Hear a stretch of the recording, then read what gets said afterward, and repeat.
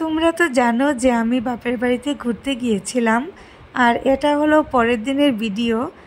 আমরা সবারই মোটামুটি টিফিন করা হয়ে গেছে, আর এখন আমার ছেলে আর বড়দার ছেলে টিফিন করছে।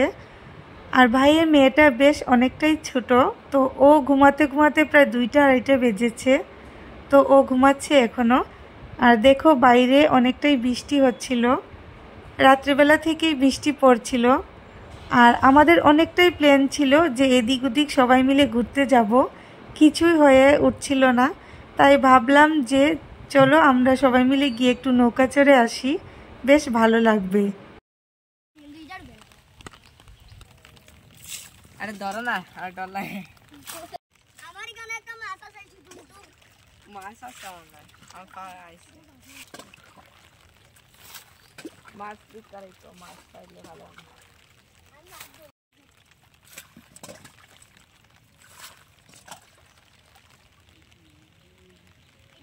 অনেক বড় আছে না? ওই কিটা দুইটা মাছ আর একটা মাছ পাইছি দীপটা। কিটা দেখছো? মাছ আমার পাড়ে। ওই দেখো, এই জায়গাটাতে রিল বানালে অনেকটাই সুন্দর হচ্ছিল রিলগুলো।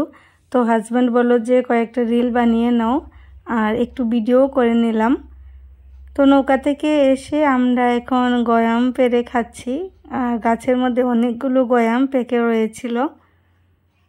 তো বাপের বাড়িতে গেলে তো বুঝতেই পারো, শুধু ঘোরাঘুরি আনন্দ।